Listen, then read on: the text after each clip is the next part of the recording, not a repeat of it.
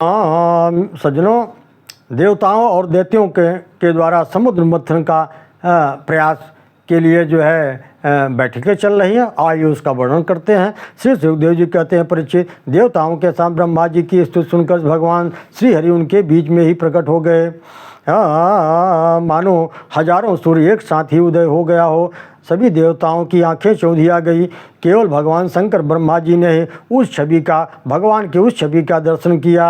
श्री भगवान ने कहा, इस समय असुरों पर काल की कृपा है, इसलिए जब तक तुम्हारे अभ्युदय उन्नत का समय नहीं आता तब तक तुम लोग दैत्य और दानवों के पास जाकर के संधि कर लो। देवताओं, कोई बड़ा कार्य करना हो तो शत्रुओं से भी मेल मिलाप कर लेना चाहिए। यह बात अवश्य है कि काम बन जाने पर उनके साथ सांप और चूहे का बर्ताव कर सकते हैं। तुम लोग बिना विलंब किए के अमृत निकालने का प्रयत्न करो। पहले क्षीर सागर में सब प्रकार के घास, तिनके, लताएं और औषधियाँ डाल दो। फिर मंदराचल की मथानी वासुकी नाग की नेति बनाकर मेरी सहायता से समुद्र मंथन करो।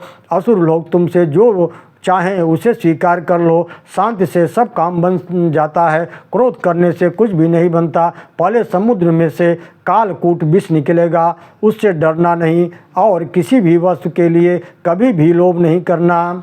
श्री सुखदेव जी महाराज कहते हैं, परीक्षित, देवताओं का यह आदेश देकर भगवान उनके बीच में ही अंतर ध्यान हो गए। तत्पश्चात इंद्रादि देवता राजा बलि के पास गए। बलि ने तीनों लोकों को जीत लिया था। बुद्धिमान इंद्र ने अति मधुर वाणी में समझाते हुए राजा बलि से वे सब बातें कही जिनकी शिक्षा स्वयं भगवान ने उन्हें दी थी। तब देवता और असुरों ने आपस में संधि समझौता करके मित्रता कर ली। और वे सब मिलकर समुद्र मंथन के लिए उद्योग करने लगे। वे अपनी शक्ति से मंदराचल को उखाड़कर गर्जना करते हुए समुद्र की ओर ले जाने लगे, परंतु देवता और दानव थोड़ी ही देर में दोनों थक गए। इतने में भगवान स्वयं गरुड़ पर उस पर्वत को रखकर क्षीर सागर के निकट ले आए और श्री भगवान ने विदा करने पर गरुड़ जी वहाँ से चले गए। समुद्र मंथन का है। इसके बाद शंकर ने विषपान भी किया है। इसमें कथा में वर्णन है। श्री सुखदेव जी कहते हैं, परीक्षित, देवताओं और असुरों ने नागराज वासुकी को अमृत का भाग देने से वचन देकर उसे नीत के रूप में मंदराचल में लपेट लिया और समुद्र मंथन के लिए तत्पर हुए। उस समय अजित भगवान वासुकी के मुख की ओर लगे। तब दानव कहने लगे, हम अमंगल रूपी पूंछ को नहीं पकड़ेंगे। श्री भगवान ने हंसकर सांप का मुंह छोड़ दिया और पूंछ पकड़ ली। अब वह पर्वत देवताओं और दैत्यों के द्वारा पकड़े जाने पर भी जल में डूबने लगा। विलोक विघ्नेश विधिम तदेश्वरो दुरंत वीर्यो वितथा मिसंधि कृत्वा वपो का क्षप मद्भुतम महत् प्रविशतोयम गिरिमुज्जहार।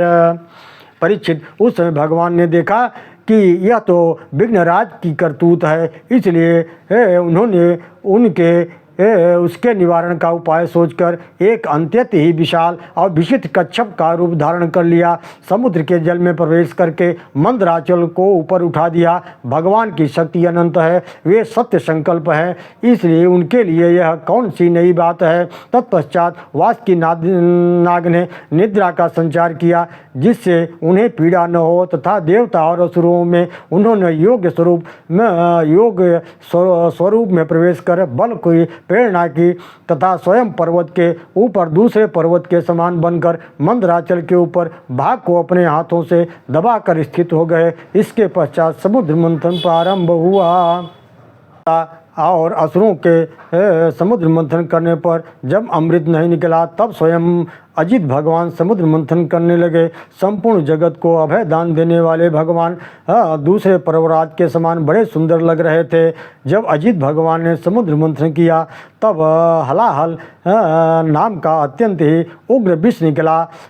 इस असह्य विष से भयभीत होकर संपूर्ण प्रजा और प्रजापति भगवान सदाशिव के पास गए। उनकी शरण ग्रहण की प्रजापतियों ने उनका दर्शन करके उनकी स्तुति करके प्रणाम किया। देव महादेव भूत भूतात्मन भूत भावना त्रायण शरणात्पन्ना त्रैलोक्य दहनाद विषाद तमेकः सर्वजगत ईश्वरो बंध मोक्षयो तम त्वार्चन्ति कुशला प्रपन्नति हरम गुरुम। प्रजापति ने भगवान शंकर की स्तुति की। देवताओं के आराध्य देव महादेव, आप समस्त प्राणियों के आत्मा जीवन दाता हैं। हाँ, हम लोग आपकी शरण में आए हैं। हाँ, सारे जगत को बांधने एवं मुक्त करने में आप ही समर्थ हैं। प्रजा का कष्ट देखकर उन्होंने उस तीक्ष्ण हलाहल विष को अपनी हथेली पर उठाया और भक्षण कर गए।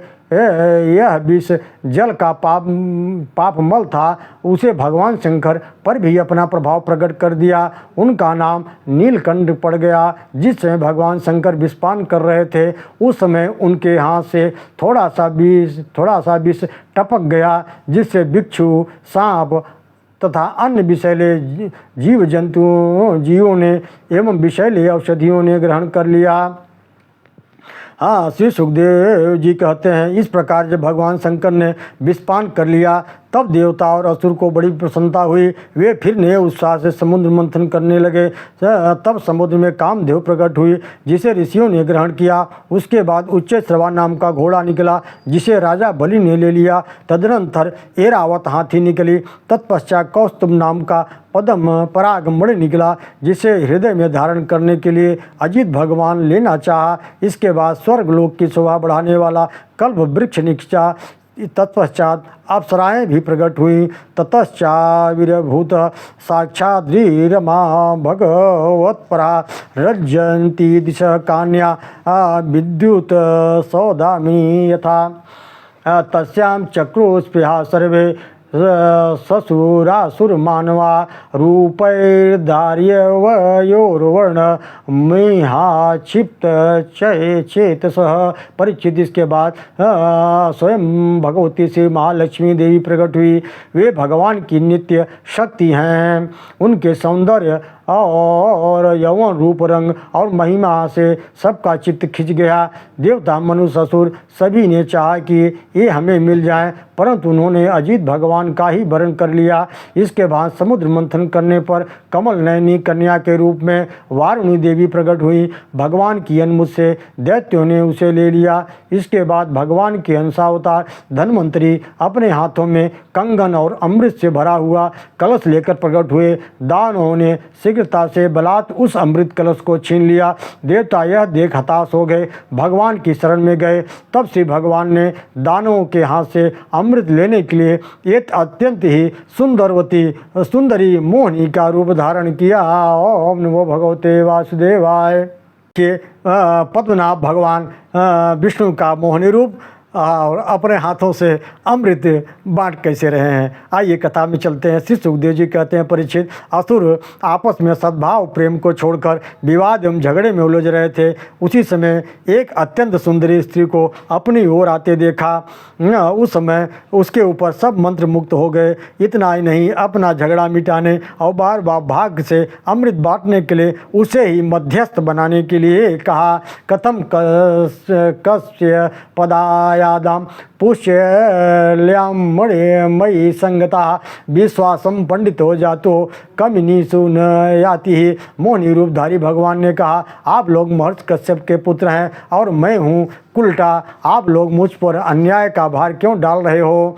विवेकी पुरुष स्वेच्छाचारिणी स्त्रियों का कभी विश्वास नहीं करते। श्री सुखदेव जी कहते हैं, परीक्षित, मोहिनी की परिहास भरी वाणी से दैत्यों के मन में विश्वास पैदा हो गया। अमृत का कलश वे लोग उसके हाथ में दे दिया। मोहिनी ने अमृत कलश अपने हाथ में लेकर कुछ मुस्कुरा कर कहा, मैं उचित या अनुचित जो भी करूं वह सब यदि तुम लोगों को स्वीकार हो तो मैं यह अमृत बांट सकती हूँ। दैत्यों ने इसकी बारीकी को न समझकर एक स्वर में कहा, हमें स्वीकार है। भगवान ने मोहिनी रूप में यह विचार किया कि असुर तो जन्म से एक क्रूर स्वभाव वाले हैं, इनको अमृत पिलाना तो सांपों को दूध पिलाने के समान है, इसलिए उन्होंने असुरों को अमृत में भाग नहीं दिया। भगवान ने देवता और असुरों की अलग अलग पंक्तियाँ बना दी। उसके बाद अमृत का कलश कलश लेकर दैत्यों के पास चले गए। उन्हें अपने हाव भाव और कटाक्ष से मोहित कर देवताओं के पास फिर चले आए। उन्हें अमृत पिलाने लगे। असुर अपनी प्रतिज्ञा का पालन कर रहे थे। उनको स्नेह भी हो गया था और वे स्त्री से झगड़ने में अपनी निंदा भी समझते थे, इसलिए वे चुप बैठे हुए थे। परीक्षित जिस समय भगवान देवताओं को अमृत पिला रहे थे, उस बीच सुदेव नाम का एक दैत्य देवताओं की पंक्ति में आ बैठा।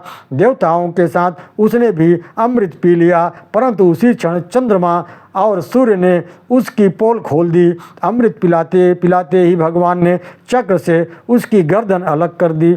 अमृत का संसर्ग न होने से धड़ नीचे गिर गया, परंतु सिर अमर हो गया और ब्रह्मा जी ने उसे राहु ग्रह बना दिया। जब देवताओं ने अमृत पी लिया, तब भगवान ने दैत्यों के सामने ही मोहिनी का रूप त्याग कर अपना वास्तविक चतुर्भुज रूप धारण कर लिया। नमो भगवते वासुदेवाय। सज्जनों, देवासुर संग्राम अब स्टार्ट होने जा रहा है। श्री सुखदेव जी कहते हैं, परीक्षित, यद्यपि दानव और दैत्यों ने बड़ी साधना से समुद्र मंथन किया, फिर भी भगवान से विमुख होने के कारण उन्हें अमृत की प्राप्ति नहीं हुई। भगवान देवताओं को अमृत पिलाकर सबके देखते देखते गरुड़ पर सवार होकर अपने धाम को चले गए। जब दैत्यों ने यह देखा तो तुरंत अपने अपने हथियार उठाए और देवताओं पर धावा बोल दिया। उधर देवताओं ने अमृत पीकर एक विशेष शक्ति प्राप्त कर ली थी। दूसरा, उन्हें भगवान के श्री चरण कमलों का आश्रय भी मिल गया था।